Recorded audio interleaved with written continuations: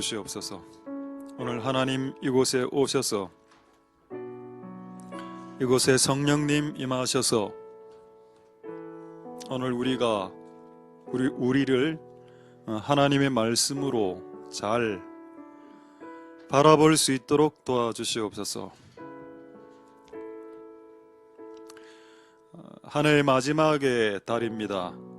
한 해를 마무리하는 시점입니다. 하나님, 우리가 이 2021년의 1년을 마무리하면서 또한 이 교회가 14년을 마무리하는 시점에 개인과 가정과 교회가 하나님 보실 때 부끄럽게 살아왔던 것들을 용서하여 주시고 이제 하나님이 원하시는 대로 우리가 행하여 드릴 수 있도록 우리가 이 연말을 잘 말씀의 잣대로 잘 마무리할 수 있도록 은혜 베풀어 주시옵소서. 오늘 이 예배를 통해서 하나님의 뜻이 드러날 때에 나의 생각이, 나의 모습이 하나님의 말씀 앞에 드러나고 폭로되고 노출될 수 있도록 하나님 역사하여 주시옵소서. 예배를 통해서 영광 받으실 하나님 찬송드립니다. 모든 영광 하나님 홀로 받으시옵소서. 감사를 드립니다. 예수님 이름으로 기도드립니다. 아멘. 자, 하나님의 말씀 사사기 16장 17절 20절 두 구절인데 일단 한 구절만 읽겠습니다. 사사기 16장 17절. 삼손이 진정을 토하여 그에게 이르되 내 머리에는 삭도를 대지 아니하였나니 이는 내가 모태에서 하나님의 나실인이 되었음이라. 만일 내 머리가 밀리우면 내 힘이 내게서 떠나고 나는 약하여져서 다른 사람과 같으리라. 아멘. 우리 한번 개인적으로 이렇게 좀 기지개 펴시고 오늘 말씀을 전하도록 하겠습니다.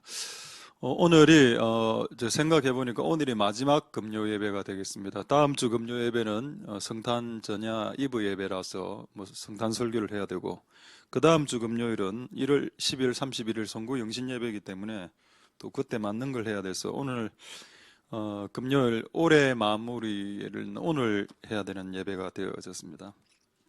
그래서 이 말씀을 통해서 하나님의 은혜가 오늘 여러분들에게 있기를 소망드립니다. 자, 하나님께서 함께 하실 때, 함께 우리와 계실 때에 나타나는 현상. 자, 이거는 다른 말로 하면은 귀신이 나와 함께 있을 때 나타나는 현상도 있습니다. 자, 그리고 하나님 나를 떠날 때 나타나는 현상도 있습니다. 하나님이 나와 함께 하실 때 일어나는 현상도 있고, 하나님 나를 떠나실 때 일어나는 현상도 있고, 마귀가 나에게 올 때 일어나는 현상도 있고, 마귀가 나에게 떠날 때 일어나는 현상도 있습니다. 그래서 오늘 이 말씀을 통해서 우리가 지금 우리의 모습을 통해서 하나님 지금 오고 있는지, 떠나고 있는지, 아니면 지금 마귀하고 같이 살고 있는지 한번 점검해 보자는 겁니다. 누구를? 여러분 자신을. 이곳에 없는 여러분의 남편을 생각하지 말고 여러분을 생각하시고 여러분 자신을. 이곳에 없는 사람들이 들었으면 좋겠다라고 생각하지 말고 여러분이 들을 수 있는 은혜가 있기를 소망드립니다. 할렐루야. 자, 먼저 우리 한번 이제 20절 한 번 더 읽고 한번 이제 퀴즈를 한번 내도록 하겠습니다. 자, 20절에 보시면은 삼손이 이제 머리가 밀리고 성령이 떠나고 나가서 몸을 떨치리라. 여호와께서 이미 자기를 떠나신 줄 깨닫지 못하더라. 이거 제가 지난주에 이 설교를 했습니다. 자, 이제 퀴즈 내겠습니다. 답은 안 하셔도 됩니다. 삼손의 세 가지 실수, 3대 실수, 자, 말씀드리겠습니다. 3개 미스테이크. 이 실수를 통해서 일단 본인은 눈알 뽑혔습니다. 두 눈이 뽑혀서 장애인이 되었고, 그리고 이제 말년에 수치를 맷돌 막 돌리고, 소가 돌리는 그 거대한 맷돌을 인간이 돌리는, 그리고 제주 넘었다, 이래 옆돌기, 핸드스프링 이런 거 있죠.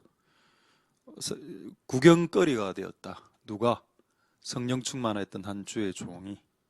자, 그래서 삼손의 3대 실수가 뭔가? 첫 번째 실수는 성령을 떠나게 한 겁니다. 자, 이게 가장 큰 실수죠. 삼손의 두 번째 실수가 뭔가?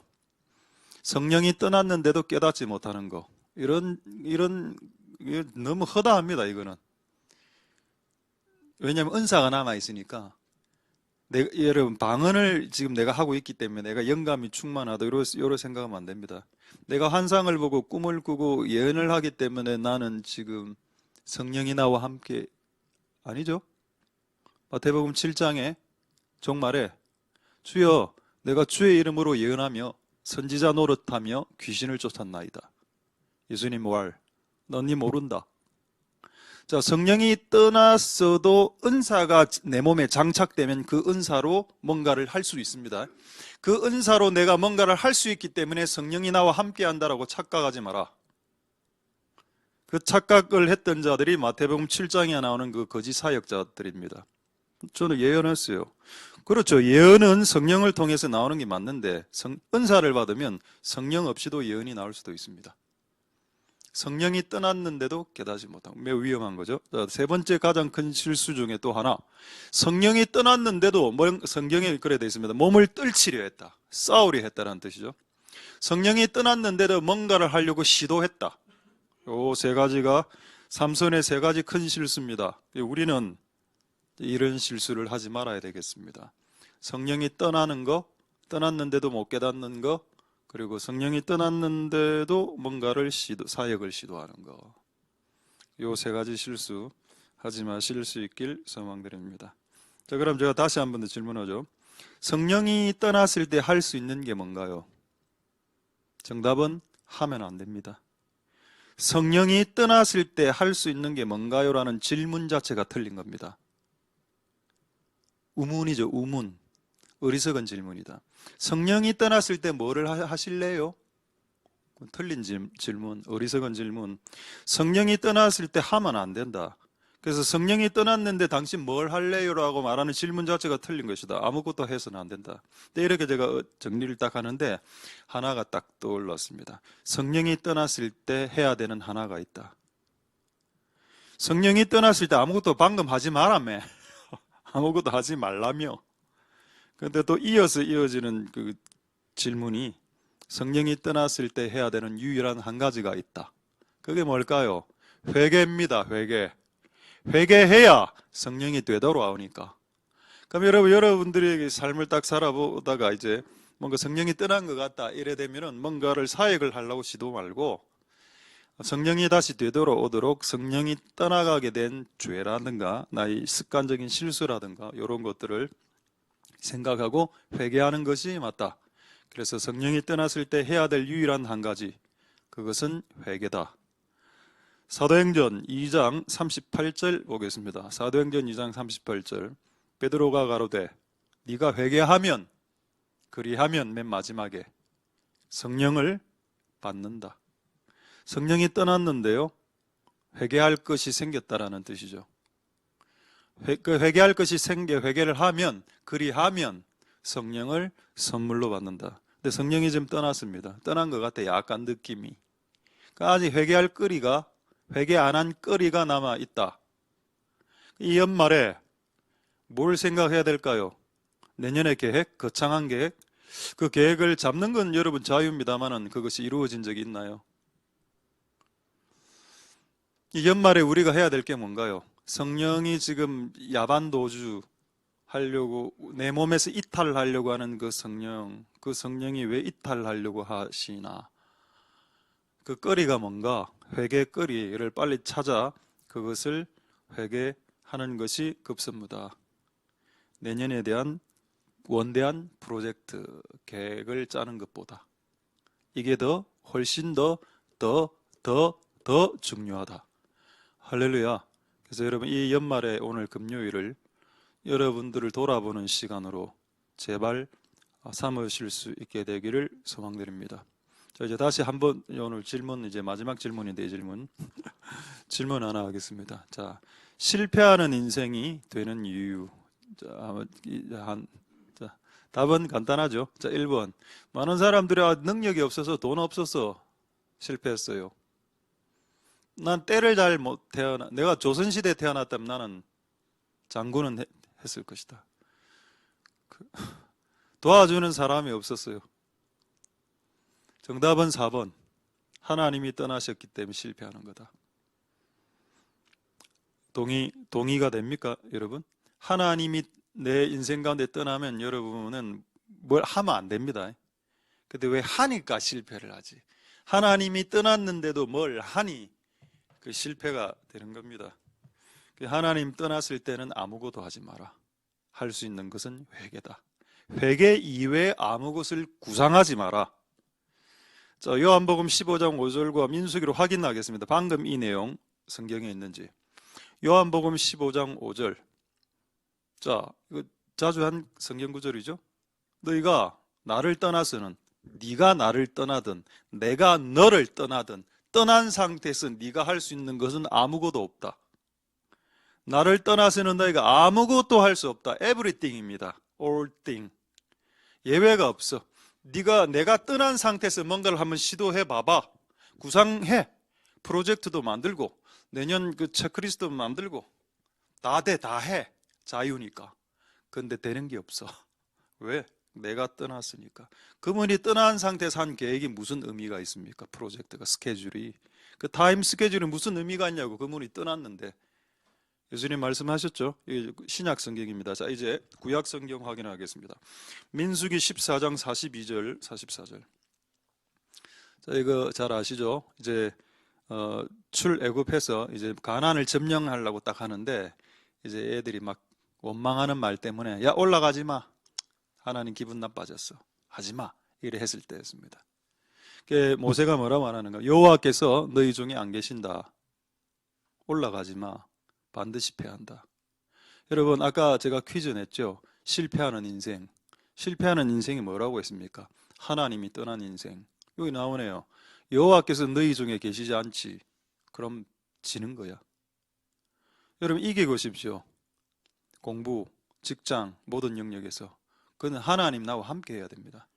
그래 해야 이깁니다. 공부도 마찬가지. 저도 공부를 잘하는 편은 아니지만 해보니까 하나님께 기도하면서 하나님의 도움을 받아 공부하는 거하고 그냥 내 머리로 공부하는 거하고는 게임이 틀리더라. 해보니까. 그래서 하나님과 함께 공부, 하나님과 함께 직장 일, 이래 해야 뭐를 잘하지. 내 IQ 124 이거밖에 안 되는데 뭐로 하겠습니까? 어쨌든 여러분, 하나님이 나와 함께 계실 때 우리는 대적에게 이길 수 있다. 자, 44절 보겠습니다. 그런데 이 사람들이 어떤 짓을 했냐? 그래도 라는 말에 한번 줄을 그어 보십시오. 하나님 분명히 경고했습니다. 나 지금 니하고 같이 안 하고 있어. 근데 이 사람들이 상관없어요. 그래도 우리는 올라갑니다. 산꼭대기에 있는 저 적군 놈들을 박살내려 올라갑니다. 근데 밑에 있는 저 구절이 대비가 되고 있죠. 하나님의 언약궤는 모세를 떠나지 않았습니다. 이 말이 무슨 말일까요? 하나님이 지금 모세 옆에 있었던 겁니다. 근데 백성들은 산꼭대기로 전쟁하러 올라갔는데 하나님 따라가지 않았죠. 그럼 지는 겁니다. 왜? 전쟁의 승패는 하나님이 함께하는 것이 관건이기 때문이죠. 할렐루야. 여러분이 무슨 결정을 할 때 여러분 임의로 결정해도 됩니다. 그런데 거의 다 패하죠. 망하죠. 근데 하나님이 함께 하시는 상태에서 어떤 결정을 하는 게 맞다. 자, 45절 결과 한번 보겠습니다. 이 사건의 결과. 아말렉인가 산지에 가는 가나안에게 완전 박살났다. 호르마까지 그냥 도망쳤다. 뭐 이런 내용입니다. 당연하겠죠. 하나님 없이 뭔가를 하는 것이 얼마나 위험한지, 얼마나 주변 사람들을 힘들게 하고, 얼마나 주변 사람들의 심장을 쫄리게 하는지. 네가 네 인생 네 혼자 살아간다면 네 마음대로 결정하고 살아도 돼. 근데 이미 가족을 구성하고 있고 자녀들을 데리고 있는 상태에서 네 임의로 그렇게 결정하는 그 결정이 주변 사람들의 심장을 쫄깃쫄깃하게 만들고 주변 사람들에게 심장 허파와 배를 잡아서 호흡 질식하게 만든다면 그거는 얼마나 큰 허물인가. 여러분, 우리가 성령님과 함께 모든 걸 하실 수 있기를 소망드립니다. 옛날에 우리가 그렇게 많이 기도했죠. 하나님 도와주세요. 내가 이 일을 할게요. 얼마나 이런 유산 기도 제목을 많이 했습니까? 하나님 이거 하고 싶은데 좀 도와주세요. 근데 나이가 들면 어떻게 된다? 하나님 원하지 않은 것은 막아주세요. 막아줘서. 근데 잘 모르겠으니까 막는 건 또 하나님 대번 빨리 잘 막아줍니다. 하나님 이거 아니면 좀 막아주세요. 바로 막히죠. 그래서 그런 기도로 바뀔 수 있길 소망드립니다. 여러분 자신들을 너무 자만하지 마십시오. 자신만만하게 의기양양하게 마치 내년에 떼부자가 될 것처럼 그렇게 착각하지 마라. 하나님이 도와주지 않으면 올해보다 더 안 될 수도 있습니다. 그래서 내년이 올해보다 더 잘 되고 싶으면 오늘 이 마지막 설교에 귀를 기울일 수 있길, 올해의 마지막 금요 설교에 귀를 기울일 수 있길 소망드립니다. 할렐루야. 성령이 임할 때 딱 행동하는 거죠. 하나님이 나와 함께 할 때 행동한다. 저 요거를 한 구절만 더 확인하고 저 오늘 내용을 또 말씀드리겠습니다. 사무엘상 10장 6절 7절 이 구절은 참 저는 제가 재미있어 하는 구절이고 좀 좋아하는 구절입니다. 사울 왕이 옛날에는 좀 겸손했다 아닙니까? 처음 왕 될 때는 겸손했는데 겸손할 때 여호와의 신이 임하죠. 교만할 때는 하나님의 영이 안 임합니다. 그러니까 내가 교만하게 사는데 뭔가 이 사람들 딱 보면 죄도 보이고 있죠. 그 성령의 역사 아닙니다. 그거 그 귀신의 역사일 수도 있어요. 귀신의 역사도 성령의 역사 비슷하게 나오기 때문입니다. 여호와의 신이 크게 임할 때 사울 왕은 겸손했고 이때 성령이 크게 임할 때 어떻게 됐나? 새 사람이 됐다. Another man. 다른 종류의 사람이, 다른 퀄리티의 사람이 됐다. 무엇 때문에? 이 사람이 원래 이 사울의 DNA가 바뀌었습니까? 안 바뀌었죠. 근데 성령이 임하니까 새 사람이 되는 겁니다. 새로운 퀄리티의 사람이. 자, 그렇게 하고 7절에 보시면은 이렇게 되어 있습니다. 이 징조가 네게 임하거든 너는 행하라. 이 징조가 뭔가요? 하나님이 너에게 함께 하시거든 그때부터 기회를 따라 행하는 거다. 하나님이 나에게 함께 힘해도 막 행하면 안 됩니다. 내가 하나님이 나에게 오래간만에 딱 임했었어도 행할 때에는 그 다음 시그널, 사인이 떨어지니까 어떤 사인과 시그널을 따라 그 다음 행동을 해야 되는 겁니다. 하나님 지금 내가 방언을 하는 걸 보니 하나님 지금 나하고 함께 안 해? 이제 막 해야지. 막 해보십시오. 그게 얼마나 실패가 많이 나오는데. 내가 아무리 하나님 나와 함께 하는 것 같아도 분명히 나와 있죠. 기회를 따라 하나님이 사인을 준다는 겁니다. 그 사인을 따라 행하라. 할렐루야. 어쨌든 행하는 시작 타이밍이 뭡니까? 이 징조가 임하거든. 이 말은 하나님이 너에게 임하거든, 하나님이 너에게 들어오거든 그때부터 뭔가를 행할 수 있다. 조건은 기회를 따라. 끝. 할렐루야. 그럼 내년 2022년에 우리가 우리의 행하는 것이 성공하려면 일단 하나님 임해야 되고 그 다음에 기회를 기다려야죠. 기회를 주시옵소서, 기회를 주시옵소서. 이래 하다가 기회가 딱 왔다.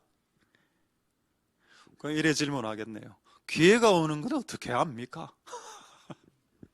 저는 기회가 오는 것을 환경으로 1차 봅니다. 하나님 음성으로 1차 보지 않는 이유는 하나님의 음성을 워낙 많은 사람들이 왜곡해서 듣기 때문입니다. 그래서 저는 내가 듣는 하나님 음성도 나는 내가 신뢰하지 않는 때가 있습니다.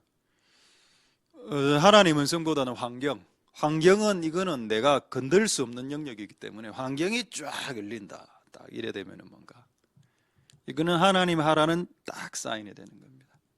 뭔가 이걸 사고 싶어. 이게 지금 5천만 원이라 이게 너무 사고 싶은데 돈이 없으니까 못 사죠. 근데 갑자기 내년에 예를 들어 누가 5천만 원을 딱 줬다. 그건 뭡니까? 그런 환경이 열렸단 말은 이거를 살 수 있는 기회가 열린 거 아닙니까? 맞지 않나요? 그러면 5천만 원이란 돈은 이것을 살 수 있는 기회가 된 겁니다. 그리고 환경이 열리면 저는 즉시 사죠. 요거를 5천만 원에 딱. 또 혹시 5천만 원짜리 살라 하신 분 있습니까? 또 이런 설교하면 꼭 이 금액이 걸리는 분들이 있어요. 자, 이걸 생각하고 있었는데 어쩌고 저쩌고. 예, 그냥 내 입에서 나오는 대로 금액은 한 겁니다.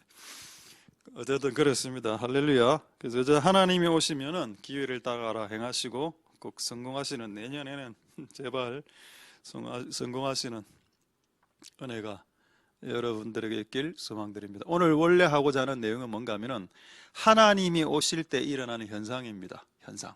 자, 요거를 조금 이따 한 5분 후에 말씀드리겠습니다. 자, 먼저 요거를 한번 보죠. 자, 성령의 4단계인데 제가 그냥 임의로 이렇게 해봤습니다. 임의라고 해서 그냥 제 임의로 만든 게 아닙니다. 성경에 있는 거를 그냥 정리를 해놓은 겁니다. 자, 성령이 오시죠, 우리에게. 자, 성령이 지금 세 번째에 보면 성령 오심 있죠. 성령이 오면 사람들은 두 부류로 나뉩니다. 성령이 온 상태에서 플러스에서 성령 충만으로 나가는 사람이 있고, 성령이 왔는데 성령을 날마다 근심시켜서 성령 소멸이 뭔가요? 성령 가심입니다. 그럼 이 두 부류의 인간으로 성령이 왔을 때 두 부류의 인간으로 나눠지죠. 자, 그 다음 PPT 한번 올려주십시오. 두 부류. 자, 성령이 오셨을 때 이걸 잘 활용해서 성령 충만 쪽으로 나가는 인생이 있고, 어떤 사람은 성령이 왔는데 결국 성령을 보내는 인생이 있습니다. 아까 삼손처럼 성령이 왔는데 성령 근심시키고 끝없이 근심시키다가 성령 날아가 버리는, 성령 소멸시키고 성령 가시게 만드는 인생이 있다. 여러 이 마이너스 인생이죠. 성령 충만은 플러스 인생이고, 이게 성경 구절이 다 있습니다. 한 단어마다 성경 구절이 다. 이게 시간이 없어서 그건 빼고, 어쨌든 지금 이 사울 왕이나 삼손 같은 경우에는 성령이 왔다가 소멸된 케이스, 가룟 유다 이런 스타일이고, 성령이 왔는데도 더 증가된 스타일은 누가 있을까요? 다윗이 있을 수 있죠. 다윗은 죄를 지었지만 회개했습니다. 그 다윗이 성경 잘 읽어보면은 다윗이 기름 부음을 3번 받습니다. 보통 여러분 왕들이 기름 부음 1번 받고 세워지죠. 사울 왕에게도 기름 부음을 1번 부었습니다. 그런데 다윗은 기름 부음을 3번이나 받았습니다. 유일한. 왜 하나님 다윗 쪽에 약간 이제 조금 못된 부분도 있었지만은 회개하고 나니 왜 하나님 그렇게 앞뒤로 그렇게 3번씩이나 기름 부음 받게 하셨을까? 이런 세계가 있기 때문입니다. 성령을 부어주고 또 부어주고 또 부어주는. 할렐루야. 이게 또 어디에 나오나요? 에스겔서에 나오죠. 에스겔서 강물이 성령인데 발목에, 무릎에, 허리에, 이제 목 이상 창이란 물이 되어서 수영할 정도의 성령의 기름 부음, 점점 올라가는 경지로 우리는 반드시 나가야 됩니다. 하나님이 우리에게 들어오셔서 사셨습니다. 근데 우리가 얼마나 하나님을 질식시키고 쫄라놨으면 하나님 이제 우리에게 이탈하시려 하시죠. 그 나가시는 분의 발목을 다시 잡고 우리가 회개할 터이오니 다시 들어오소서 내 인생에. 그렇게 해야 내년 2022년에 소망이 있다는 겁니다. 뭔가 할 거 아닙니까, 여러분? 내년에 이 상태로 하면 100점 100패인데 그분이 와야죠. 그분이 뭔가를 도와주고 그분이 가이드 해줘야죠. 그래야 뭐가 잘 되지, 뭐든지. 그런 인생이 여러분 반드시 될 수 있길 소망드립니다. 할렐루야. 자, 이제 오늘 진짜 전해야 될 내용. 하나님이 우리에게, 그렇다면 오케이, 알겠다. 하나님이 우리에게 오셨을 때 일어나는 현상, 그게 뭔가 궁금하십니까? 그리고 또 마귀가 우리에게 올 때 일어나는 현상, 그게 뭔가, 그거를 한번 보고 이제 그걸 이제 지금부터 쭉 보겠습니다. 오늘의 내용입니다. 자, 사무엘상 18장 9절을 보기 전에 그림을 먼저 하나 보겠습니다. 그 사울과 다윗 사진 있죠? 사울과 다윗. 자, 이게 그림입니다. 사울 왕이 이때 이제 옆에 다윗이 수금치고 막 찬양하고 있을 때 열받아 갖고 막 예배 중인데 막 죽이려고 막 이렇게. 근데 성경에 자세히 보면은 실제 창을 집어 던졌다가만 나옵니다. 그러고 이제 옷이 이렇게 딱 이렇게 박혔죠. 근데 도망치고, 이때 주변에 신하들도 있었습니다. 자, 그러면 이 상황에 여러분 한번 몰입 한번 해보겠습니다. 들어가 보겠습니다. 자, 이 어떤 사람이 여러분 집에서 싸움이 일어났는데 엄마나 아버지가 칼을 들고 예를 들어 자식을 죽이려고 한다 했을 때 그 영적 분위기가 어떨까요? 거기는 이미 영이 와 있습니다. 악한 영들이. 살인의 영, 분노의 영, 귀신들이 우글우글 했겠죠. 요 당시에 악한 영들이 그 공간에 꽉 차 있었습니다. 하나님이 안 도와주셨으면 다윗 죽을 뻔했어요. 실제 사울은 다윗을 죽이기 위해 던진 겁니다. 다윗 죽을 뻔한 사건이죠. 그 기름 부음 받은 자를 공격하는 저 영은 적그리스도의 영입니다. 어쨌든 이렇게 됐는데, 그럼 궁금하지 않습니까? 왜 귀신이 왔냐고. 사울에게. 사울 예수님 믿는 사람 아닙니까? 사울은 기름 부음 받지 않았나요? 사울은 예언 안 했습니까? 성경에 사울이 예언했다는 기록이 없습니까? 사울이 예언했다는 기록이 있죠, 성경에. 근데 지금 창을 들고 옆에 있는 얘를 김집사라 하겠습니다. 김집사를 칼로 죽이려 한다? 이놈 봐라. 이미 귀신이 씌인 상태죠. 축사해야 되는 상태가 된 겁니다. 왜 이런 일이 발생했냐? 자, 매우 충격적인 구절. 요거를 알아야 하나님이 오실 때 현상, 그리고 마귀가 올 때 일어나는 현상을 정확하게 알 수 있게 되기 때문입니다. 사무엘상 18장 9절 한번 보겠습니다. 사무엘상 18장 9절에 그날 이후로 사울이 다윗을 주목하였더라. 매우 중요한 단어가 나왔습니다. 주목. 주목! 이게 뭔가요? 그렇죠. 한 사람을 뚫어지게 관찰하는 겁니다. 그래서 원어적으로는 관찰하다 이래 되어 있죠. 영어 성경은 더 웃기게 적혀 있더군요. Keep, close eye. 가까운 눈으로 이렇게 계속 쳐다보는 거. 이런 짓을 왜 할까요? 자, 이런 짓을 하고 난 이후에 10절에 어떤 일이 발생하는지가 너가 이거 보고 웃었습니다. 그 이튿날. 자, 그 이튿날이 어떤 날이죠? 그 전날 무슨 짓 했습니까? 다윗이 이렇게 계속 저런 봐라. 쳐다보고 있었던 그 전날에 그 짓을 하고 그 다음 날에 어떻게 됐나요? 귀신 들렸죠. 이게 답입니다. 그 남을 왜 쳐다보냐고. 여러분, 귀신의 악한 영들이 들어올 수 있는 토양이 뭔지 아십니까? 남의 죄를 관찰하는 겁니다. 저 김집사 봐라, 저 봐라. 저 와저라노. 여러분, 남의 죄를 관찰하고 남에 대해서 관찰하면 귀신이 내 안에 들어올 수 있는 토양을 닦아 놓는 겁니다. 여러분들이 남편을 분별하고 판단하는 건 좋습니다. 그건 나는 여러분들이 자유라고 생각합니다. 그런데 그게 당신에게 악한 영들이 들어오게 되는 토양이 될 수도 있다. 문이 될 수도 있다. 이게 반대로 한번 생각해 보죠. 만약 그가 다윗을 관찰하지 않고 자기를 관찰했으면 뭐가 왔을까요? 성령이 왔을 겁니다. 자기가 마귀를 던지고 이런 걸 자기 스스로 한번 생각해 보죠. 왜 내가 항상 김집사를 죽이려 하지? 내가 더 나쁜 놈. 왜 나는 우리 남편이 더 나쁘다고 생각했는데 내가 더 나쁜 놈 아니야? 라고 자기를 관찰했으면, 자기를 주목했으면 어떤 일이 발생했을까요? 저는 성령이 왔다라고 확신합니다. 여러분, 우리가 남의 죄와 남의 실수와 남의 허물을 집중하기 시작하면 귀신이 올 수 있는 토양이 되고, 여러분들이 자기 자신을 관찰하기 시작하면 성령이 오시는 토양이 되는데 뭐를 선택하시겠습니까? 왜 그렇게 다른 사람의 죄와 허물과 미스테이크에 관심이 왜 그리 많습니까? 왜 옆에 사람이 실수하는 것은 바라보면서 정작 내가 얼마나 우리 집에서 교회에서 실수했는지는 바라볼 수 있는 눈이 없나요? 오늘 마지막 예배 아닙니까? 금요 예배가 올해. 그래서 제가 이 설교를 하는 겁니다. 우리 자신을 한번 돌아봐 봐라고. 지금도 제가 설교하는 이 순간에도 이 설교는 우리 남편이 들어야 되는데라고 생각한다면 정말 그것은 악령의 역사가 맞습니다. 지금 이 순간에 성령의 역사가 일어나고 있다면 내가가 나와야 이게 성령의 역사고, 이거 들어야 되는데 김집사 오늘 유튜브로 동영상 붙여줄게. 한번 읽어봐봐. 봐봐봐. 그렇게 하면 안 되겠다. 할렐루야. 여러분이 누구를 주목하는지는 그 결과는 영의 어떤 영이 나에게 오는지를 결정하는 겁니다. 그래서 남의 어떤 다른 사람들의 죄나 그 미세한 실수 어떻게 그렇게 근데 보통 그렇게 이제 그 실수를 뽑아내는 사람들은 보통 뭐라고 이야기하는가 하면 분별력을 받았다 하더군요.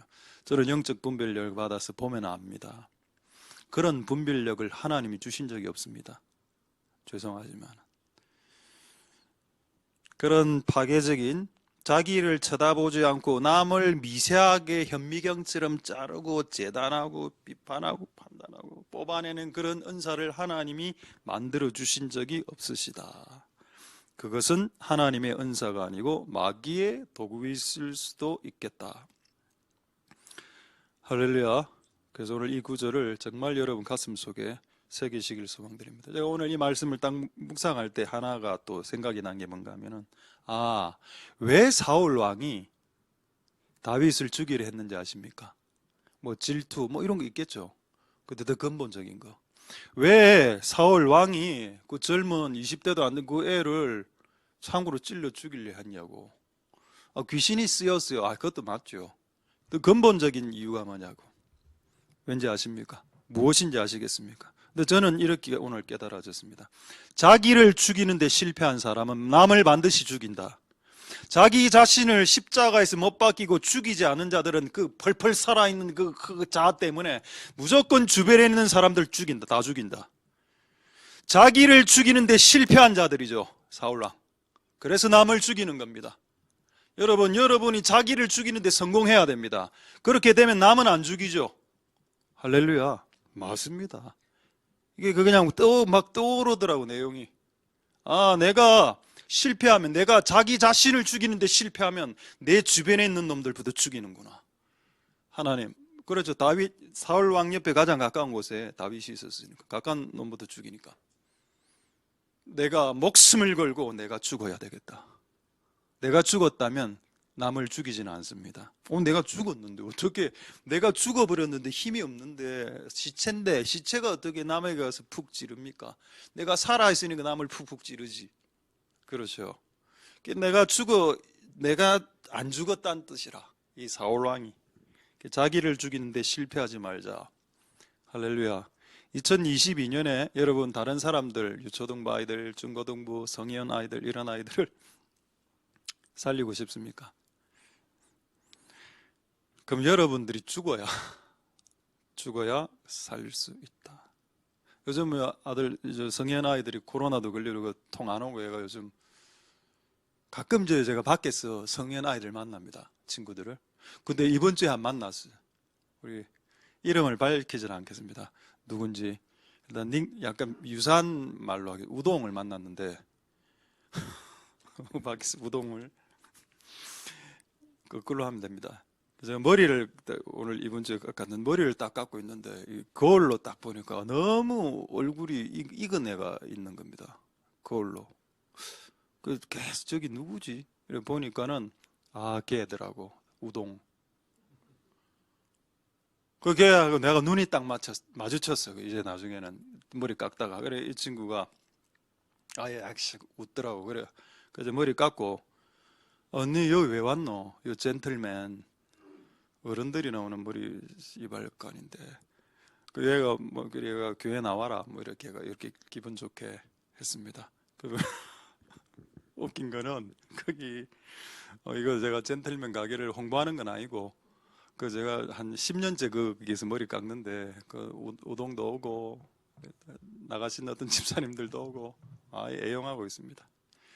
그분이 예수님 믿기를 소망드리고 그 밖에서 이제 성년 아이를 친구를 만났는데 교회 안 다니는 거 아니까 조금 약간 터프해진 것 같기도 하고 어떻게 이들을 구출할 수 있을까?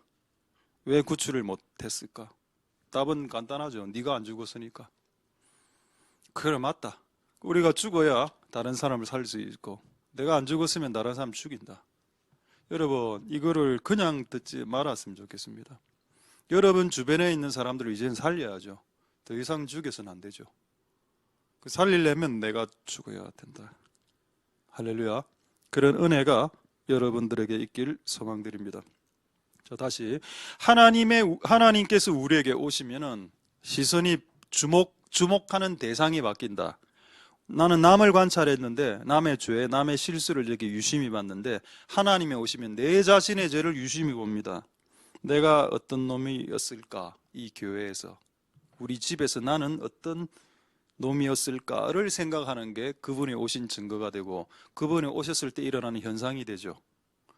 할렐루야. 남을 주목하기보다 나를 주목하라. 이 말씀을 예수님이 하신 적이 있습니까? 있죠. 마태복음 7장에 보면은 그 눈에 있는 티 비유를 합니다. 네 왜 다른 사람의 눈에 있는 티는 그렇게 미세한 0.0001mm밖에 안 되는 그 티도 잘 뽑아내면서 왜 네 눈 안에 있는 들보는 보지 못하느냐, 이 어리석은 자야. 다른 사람에 있는 그 0.0001mm의 티를 뽑아내면서 보통 그 사람들은 뭐라 하는가 하면은 나는 하나님으로부터 영적 분별력을 받았다라고 주장하는 사람들을 저는 수없이 많이 봤습니다. 근데 왜 예수님이 마태복음 7장에서 그 사람을 향해서 너는 영적 분별력을 받은 자가 아니다라고 말했을까요? 너는 영적 분별력을 받은 자가 아니고 너는 그 눈으로 네 눈 안에 있는 티를 먼저 기둥을 뺐었어야, 들보를 뺐었어야만 한다라고 왜 말씀하셨을까요? 그리고 상대방에 있는 티는 언제 사역하라고 했습니까? 네 눈 안에 있는 죄를 처리하고 난 이후에라야 다른 사람의 눈 안에 있는 티를 빼낼 수 있는 권한이 부여된다. 그 전에 하는 것은 불법이다. 그러니까 티가 없는 사람이 다른 사람에 보고 티 있다고 말하는 겁니다. 근데 나는 티가 이거 사이즈가 기둥인데 눈 안에 돌멩이가 들어가 있는데 남 보고 0.1mm 그 티 보고 니 빼라, 눈에서 티 빼세요 라고 말하는 거 웃기는 일이다.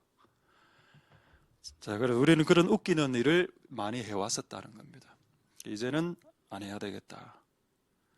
할렐루야. 그래서 저는 안 하려고 합니다. 이제 옛날에 저도 14년간 돌이켜보면 이런 짓을 많이 했던 것 같아요.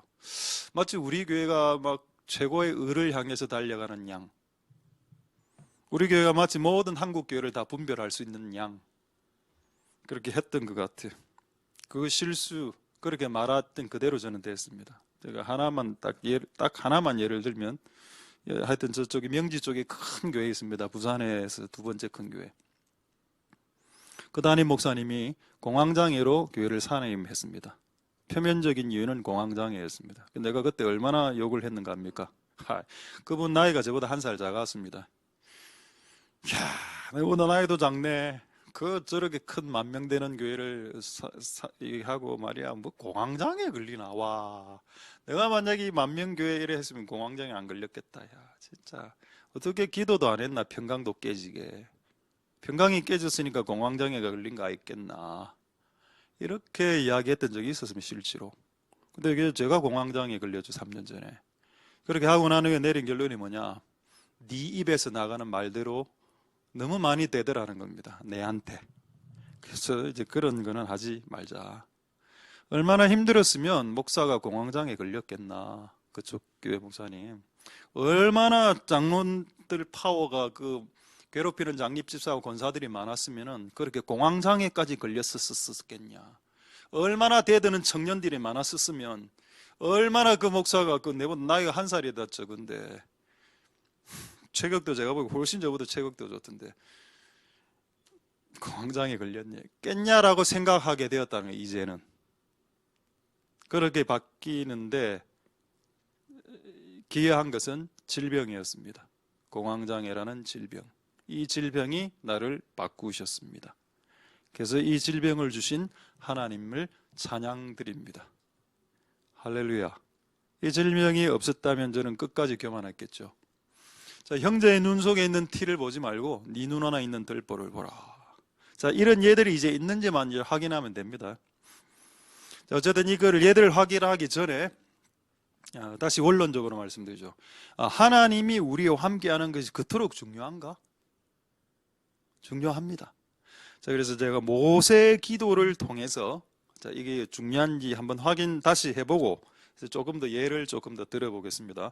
출애굽기 33장 15절 보겠습니다. 출애굽기 33장 15절에 자, 모세가 하나님께 했던 기도 중에 하나인데 무슨 내용인가 보겠습니다. 모세가 여호와께 고하되 주여 주께서 친히 우리와 같이 함께 가지 아니하시려거든 우리를 이곳에서 올려보내지 마소서. 이게 무슨 말인가요? 지금 올라가려고 하는 데는 복된 곳입니다. 정말 좋은 곳, 가나안 랜드, 젖과 꿀이 흐르는 곳. 근데 모세가 핵심을 지금 이야기했죠. 우리가 지금 사는 광야보다 더 월등하게 좋은 곳으로 가게 될지라도 하나님이 같이 안 간다면 안 갑니다라는 겁니다. 그러니까 우리가 가게 될 목적지가 지금보다 월등하게 좋은 것이 문제가 되지 않고 중요한 게 아니고, 내가 앞으로 가게 될 영역이나 장소가 지금보다 더 좋은 곳, 그게 의미가 없어.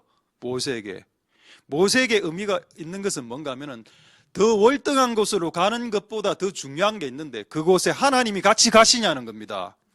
하나님이 그곳에 같이 안 가실 것 같은 느낌을 받았는 거예요. 이 모세가 하나님 같이 안 가면 우리도 이 좋은 곳으로 안 올라갑니다 라고 말할 수 있겠는 사람이 있겠냐는 겁니다. 이곳은 젖과 꿀이 흐르는 땅인데 하나님 안 가면 안 가요. 왜? 하나님이 젖과 꿀이기 때문입니다. 실상은 하나님이 젖과 꿀이기 때문에 이거를 모세는 깨달았죠. 그러니까 모세가 지도자가 되는 겁니다.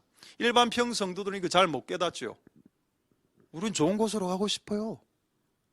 근데 하나님은 좋은 곳으로 가면 많은데 그곳에 하나님 없는데 그럼 지옥이지.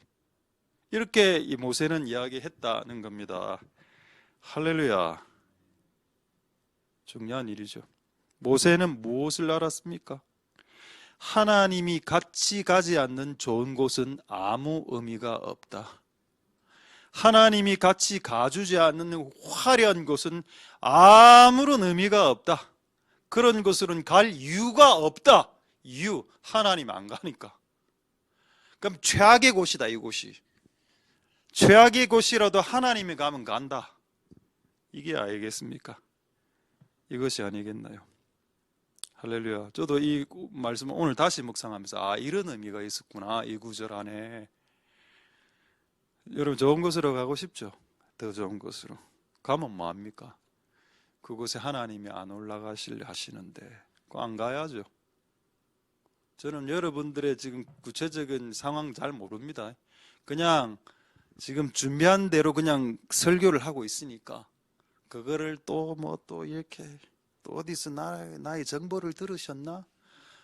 요즘 안 가르쳐 줍니다, 저한테. 옛날에는 이런 루트가 있었어, 정보. 그 국정원 비슷하게. 요즘 거기 가동 안 되고 있습니다. 폐지됐어, 국정원도 지금. 어쨌든 나는 무조건 성령으로 들어와야 돼요, 성령으로. 해당되시는 분도 있겠죠? 이 구절을 기도하십시오. 우리 안 올라가도 되니까, 다른 곳으로 안 가도 되니까 하나님하고 같이 있을게요. 그렇게 기도하는 것이 지혜라는 겁니다. 할렐루야. 하나님의 은혜가 여러분들에게 있길 소망합니다. 자, 이제 몇 가지 정말 하나님이 오시면 우리를 주목하게 만드시나? 또 마귀가 나에게 왔을 때 남을 주목하고 관찰하겠다 이렇게 하시나? 이거를 확인해보자. 정말 이런 내용이 성경에 있는지. 너무 많습니다. 자, 너무 많은데 한번 이제 확인을 서서히 해보도록 하죠. 자, 먼저 가늠한 여자 사진 한번 보겠습니다. 가늠한 여자. 자, 이 여자 나오죠? 이 그림을 제가 이렇게 보고 너무 웃은 이유는, 애가 보통 이런 그림 애 안 나오거든요. 지금 애가 지금 또 옷도 안 입고 좀 많은 거고 지금. 그리고 그 앞에 있는 중학생 정도 되는 날. 근데 이 그림 잘 그린 겁니다. 왜냐하면 3세대가 지금 다 나와 있죠. 유아들, 그다음 중학생들, 어른들, 이 앞에 있는 그 가늠한 여자를 향해서 돌로 죽이려고 하는 그 상황. 여러분 아까 말했지만은 누군가가 누군가를 죽이려 하는 상황에서 영들이 임하는데, 그때 임하는 영은 기본적으로 귀신입니다. 악령, 살인의 영, 분노의 영, 이런 게 이미 임해 있어. 자, 여러분, 귀신이 임했을 때 어떤 현상이 일어납니까? 이 사람, 지금 제가 본문은 찾지 않겠는데 조금 이따가 찾겠는데 뭐라고 말을 하는가 하면, 이 여자는 현장에서 잡혔나이다. 가늠하다가 구체적인 죄를 명시 딱 하면서 그 여자의 죄 계속 이제 이 여자는 죄 이렇게 합니다. 지금 예수님이 오시기 전에 상황은 어떤가요? 귀신이 충만했을 때 상황은 어떤가요? 다른 사람의 죄 하나가 딱 발각이 딱 되니까 3세대가 다 달라붙어서 이놈을 완전히 박살내는 겁니다. 이놈은요, 나쁜 놈이고요. 귀신이 오면, 악한 영들이 임하면 다른 사람들의 실수를 공격하는 형태로, 그리고 또 다른 사람의 죄에 집중하는 형태로, 다른 사람들의 죄와 실수, 허물에 대해서 주목하는 형태로 나타납니다. 악한 영들이 왔을 때. 근데 예수가 왔죠. 예수님이 왔으니까 예수님 기본적으로 성령으로 쫙 깔았을 거 아닙니까? 어떤 현상이 일어나. 이 사건의 결과를 아시죠? 사람들이 어떻게 변했습니까? 전부 다 자기를 봤습니다. 돌을 다 들고 있었죠. 예수님 뭐라 했습니까? 죄 없는 자가 돌로 치라 하고 전부 다 양심의 가책을 받아서 돌을 다 내려다. 이 말이 무슨 말인지 아십니까? 원래는 이 여자의 죄를 주목했다가 자기 양심 안에 있는 죄를 봤다. 언제? 예수가 왔을 때. 예수가 오면, 예수의 영, 성령이 오면 무슨 짓부터 하시나? 네 안에 있는 양심의 죄부터 드러내지 옆에 있는 사람의 실수를 끄집어내지 않는다는 겁니다. 그럼 옆에 있는 사람의 실수에 지금 관심과 미스테이크에 관심이 있다는 말은 네 안에서 지금 역사하는 영이 성령이 아닐 수 있다라고 확신하라는 거. 확신하라. 중요한 내용이죠. 왜 다른 사람의 죄, 누가 한 미세한 실수에 왜 그렇게 관심이 많나? 저 이해가 안 된다, 솔직하게 말해서. 자기 자신에 대해서 좀 바라볼 수 없나? 자, 요한복음 8장 7절에서 9절로 확인하겠습니다. 말씀으로 이제. 자, 요한복음 8장 7절에서 9절. 자, 예수님 말씀하시죠. 야, 너희 중에 죄 없는 자가 돌로 한번 쳐봐라. 칠 수 있으면 쳐봐라 라고 했습니다. 여러분, 돌로 칠 수 있습니다.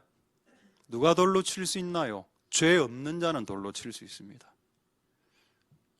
지구상에 죄 없는 존재가 누군가요? 천사들이죠. 천사들은 죄가 없죠. 그래서 사람이 죄를 지었을 때 죽이기 위해서 천사가 파송될 수 있는 겁니다. 천사는 죄가 없기 때문에 죄진 인간을 심판하는 도구가 천사가 될 수 있습니다. 이해가 좀 됩니까? 천사는 죄가 없기 때문에. 그러나 죄 있는 인간은, 죄를 현행범으로 짓고 있는 나는 옆에 있는 죄 있는 자를 돌로 칠 수 없다는 겁니다. 니도 똑같은 놈인데 니도 음란하면서 무슨 옆에 있는 음란을 논할 자격이 있냐, 그 말이죠. 자, 그 다음 구절 보겠습니다. 8절. 다시 몸을, 예수님 손가락으로 땅에 쓰셨고, 이거는 이제 제가 옛날에 누가 이야기하던데, 아나운서가 이걸 딱 보더만, 요 행동은 시선을, 여자가 지금 이제 옷도 지금 찢긴 상태, 그런 상태이기 때문에 시선을 여자에게서 예수님 손으로 갖고 오는 그런 바디랭귀지다. 그 아나운서가, 크리스천 아나운서가 이야기하더군요. 시선을 예수님에게 모으고 있습니다. 여러분, 예수님이 예수의 영이 오셨을 때 하는 일이 뭔지 아십니까? 시선을 예수에게로 모으게 하고 또 시선을 자기 양심을 보게 하는 것이 예수의 영, 성령이 하는 겁니다. 근데 성령이 왔는데 예수를 안 보고 엄한 것 쳐다보고 또 다른 사람들의 죄를, 미스테이크를, 실수를 유심히 바라본다, 묵상한다, 끝없이, 그거는 예수님의 영, 성령이 왔다라고 보면 안 됩니다. 그건 진짜 분별력도 아니에요. 그거는 성령의 은사도 아니라니까. 그거는 진짜 아닙니다. 자, 8절, 9절 보겠습니다. 저희가 이 말씀을 듣고 양심의 가책을 받았어. 젊은이, 아까 표현 잘했죠? 아까 젊은이 나왔죠? 중고등학생들. 아기 애들도 슬슬 도망갔다. 왜? 예수의 영은 우리 자신에게로 집중하게 만들기 때문이다. 할렐루야. 그게 성령의 역사입니다.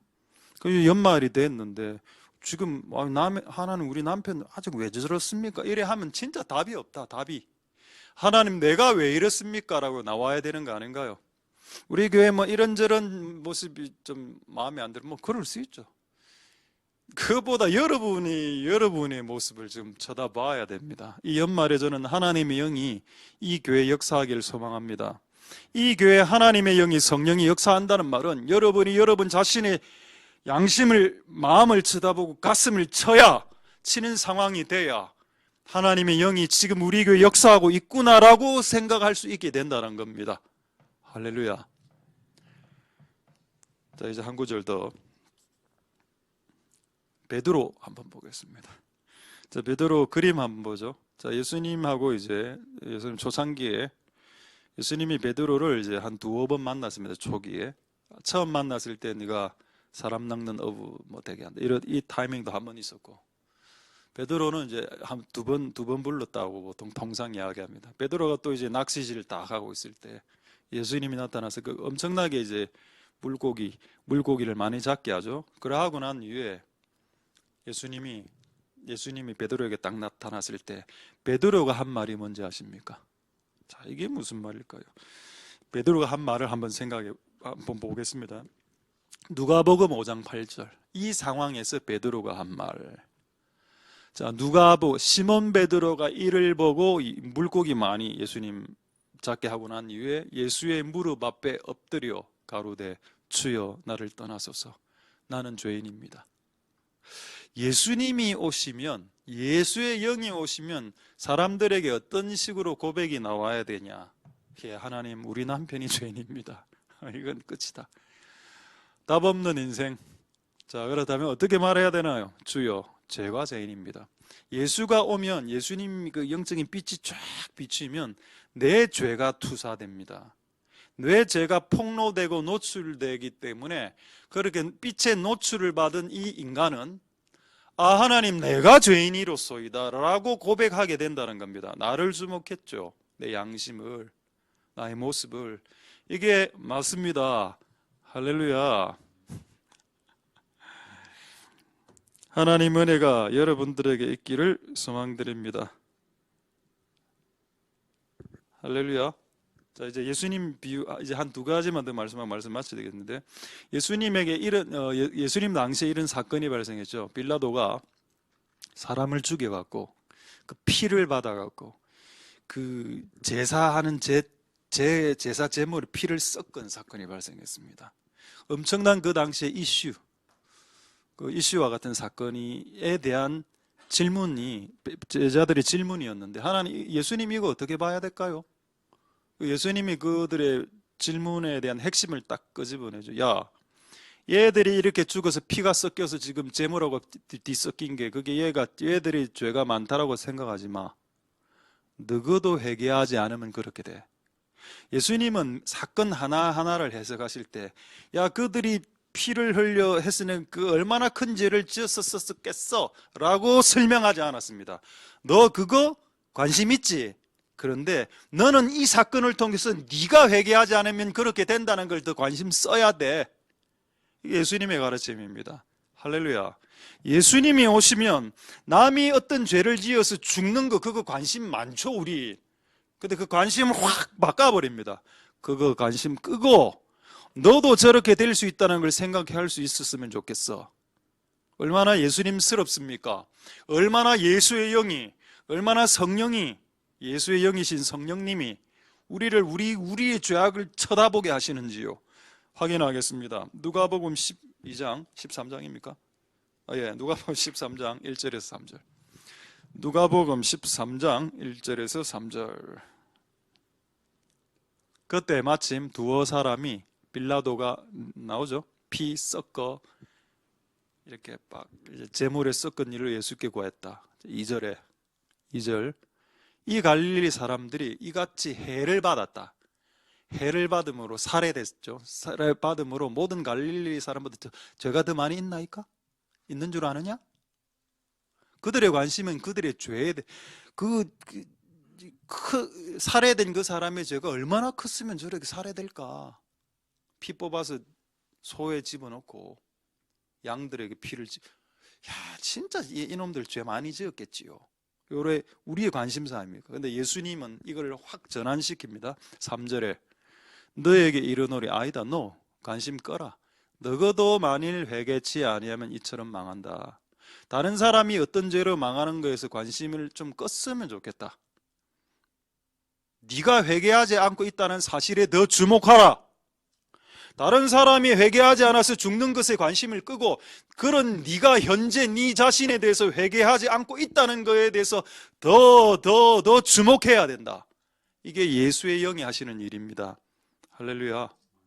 연말에 뭘 해야 될까요? 크리스마스 카드 만들기. 안 만들어도 돼. 메일로 날리면 되니까. 카톡으로. 다 알아서 네이버에서 만들어줬어 이미. 글자만 쳐놓으면 돼. 장식 다 했어 이미. 그래서 장식할 것 같아서 요즘 없는 이 꽃도 올라오고 요즘. 그 우리가 뭘 해야 되나? 장식도 다 해놓고 이거 뭐 꽃도 다 했는데 이걸 또 해야 되냐? 해도 돼요. 추가로 더. 근데 지금 우리가 해야 될 것은 이 연말에 올해를 마감하는 회개, 그걸 우리가 해야 되는 것이 맞다. 그리고 나의 분별력이라는 그 말 아래 다른 사람들을 재단하고 판단하고 내가 알고 있던 성경 구절로 나의 인생의 경험으로 이 사람이 이거 잘못됐어요. 우리 남편은 이거 이상해요. 예수님 말씀대로 제가 언급하겠습니다. 아니라. 지금 그게 중요한 게 아니라 네가 만일 회개 안 하면 너도 이 사람 같이 똑같은 결국을 당하게 될 것이다. 아니라라는 말에 주목하십시오. 우리가 갖고 있는 관심, 그거 아니야 라고 했습니다. 그 관심 끄세요. 끕니다. 관심. 김집사의 죄. 그거 알아서 뭐 할라고요. 도움도 안 되는 거 그거. 윤 목사의 죄를 알아야죠. 윤 목사의 죄. 내가. 자, 이제 마지막으로 하나의 예만 들고 말씀 마치도록 하겠습니다. 다 됐습니다, 이제. 자, 마지막 그림 되겠습니다. 예, 잘 그렸죠? 이거, 누굽니까? 예, 바리새인. 이거 세리. 자, 바리새인을 예수님이 독사의 자식이라고 했습니다. 독사의 자식이란 말은 뭔가 하면 바리새인 안에 있는 영이 성령이 아니다라는 뜻입니다. 사람이 성령이 아닌 영이 들어왔을 때 말이 어떻게 변하는지 한번 보겠습니다. 그리고 지금 세리는 죄를 많이 지었지만은 회개하는 상한 심령에 대해서 성령이 임했죠. 성령이 임했을 때 하나님 왔을 때 말의 내용과 하나님 아닌 다른 독사의 자식처럼 독사가 왔을 때 내 몸 안에 독사가 있을 때 어떤 말이 나오는지를 한번 보겠습니다. 그래서 우리의 말이 바리새인 쪽의 말하고 유사한지 이 세리의 말과 유사한지 알면 내 안에 있는 영이 독사의 영인지 상한 마음에 오시는 성령의 영인지를 체크할 수 있습니다. 자, 누가복음 10 다 돼서 이것만 하고 이제 한 5분 안에 말씀 마치겠습니다. 누가복음 18장 11절 13절. 자, 바리새인 뭐라 이야기했죠? 주여, 저는 꼭 이런 사람들은 다른 사람을 끄집어 드립니다. 얘들은 다 나쁘게 살아요. 토색은 사기치는 겁니다. 저는 사기도 안 쳤고요. 불의도 안 했고요. 간음도 안 했어요. 얘들하고 달라요. 다른 존재입니다. 특히 이 세리. 제가 왜 우리 집에서 욕을 하고 싶을 때 이 세리라고 이야기하는가 알게 됐습니다. 이 세리. 나오네요. 성경적인 욕이네. 이 세리. 이 세리와도 같지 않음을 감사하나이다. 자, 그 다음에 12절 보겠습니다. 12절에. 그러고 뭐라고 이야기합니까? 저는요, 일주일에 2번 금식합니다. 40일 금식했다 아닙니까? 20일 금식도 했고요. 또 소득의 10의 2조를 옛날에 3조까지 낸 나이다. 요즘은 너무 좀 사는 게 좀 구차해져서 10의 2조로 줄였습니다만 이런 짓거리를 하고 있더라. 내가 한 거하고 너무 흡사해. 제가 40일 금식했고요. 10의 3조를 드렸나이다. 얼마나 여러분 세뇌됐습니까? 그 내용 다 아시고 계시죠? 야, 그럼 내가 했던 말이 준 바리새인에 가깝네. 어째 되었습니까? 이 바리새인은 자기를 바라보긴 바라봤어. 그런데 핀트가 잘못됐죠. 자기의 잘한 점만 바라봅니다. 난 금식했어요. 근데 하나의 성령의 역사는 자기를 바라볼 때 자기의 잘못을 바라보게 만드는 게 성령의 역사인데, 악령의 역사는 뭐냐? 자기를 바라보는 건 유사하게 합니다. 자기를 바라보니까 너무 자기가 감동적인 거야. 이 인생이. 와, 주를 위해서 얼마나 내가 충성했어. 내가 이렇게 충성했는데 하나님 복을 안 주시니까 하나님이 더 나쁜 놈이지. 이런 식으로 생각하더라. 얼마나 이 교회 개척할 때 기도를 많이 했는데, 금식기도, 절하기도, 어짜고기도, 모든 중보기도는 내가 싹 다 했는데, 말이야. 근데 왜 내 인생이 이렇게 됐어? 성령의 역사는 성령의 역사와 악령의 역사 똑같습니다. 자기를 바라보게 한다. 성령은 나의 잘못을 바라보게 하지만은 악령은 내가 잘한 것을 바라보게 하는 거죠. 나는 그래서 니보단 나은 놈이야.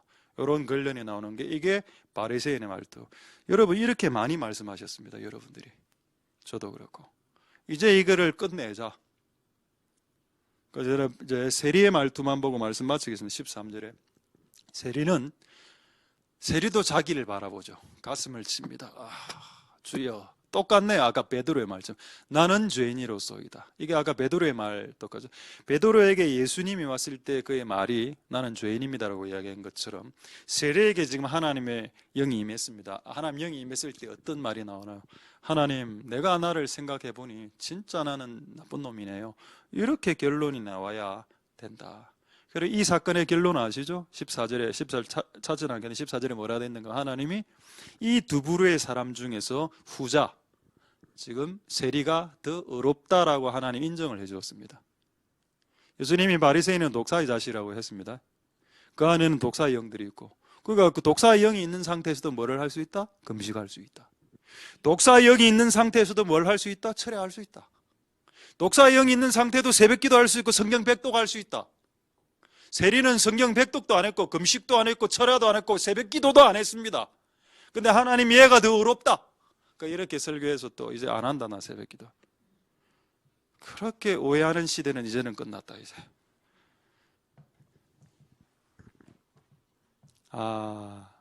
모든 일을 하나님의 영이 없이도 할 수 있겠구나. 하나님의 영이 없고 독사의 영이 있는 상태에서도 철회할 수 있고 예언할 수 있고 환상 볼 수 있다. 그게 속지 마라. 내가 환상을 보고 예언을 하고 내가 금식하고 있기 때문에 나는 하나님의 영에 사로잡힌 사람이다라고 착각하지 마라 제발. 그런 것을 하면서도 하나님의 영이 없을 수도 있다는 걸 주님 오늘 보여주셨기 때문에 이제 우리는 내년부터는 이런 일들을 하지 말고 하나님의 영과 함께 기도하고 하나님의 영과 함께 예언하고 하나님의 음성을 듣는 복된 여러분들 되실 수 있길 소망드립니다. 할렐루야. 말씀을 마치겠습니다. 바리새인이 했던 말을 기억해 보십시오. 제가 세 단어로 요약하겠습니다. 1번 의기양양. 저는요 금식했습니다. 의기양양. 그리고 또 판단했죠. 쟤보다 제가 낫고요. 쟤는 아닙니다. 판단자의 자리, 모세 자리에 앉아 있습니다. 비방하고 비난하고 이런 것들이 바리새인의 영이니까 이런 것들을 하고 있다면 내 안에 성령이 없다. 성령이 줄어들고 있다. 이렇게 생각하시면 되겠습니다. 말씀을 마치겠습니다. 하나님께서 여러분들에게 성령을 부으시기를 소망드리고 여러분 자신을 한번 바라보는 은혜가 있기를 소망드리고 여러분을 반드시 회개함으로 죽이셔서 이제 더 이상 여러분 주변에 있는 사람들을 죽이는 인생이 되지 않도록 그런 인생이 될 수 있도록 축복해 달라고 기도하는 마음으로 하나님 앞에 오늘 찬양하고 기도하면서 나아가도록 하겠습니다. 할렐루야.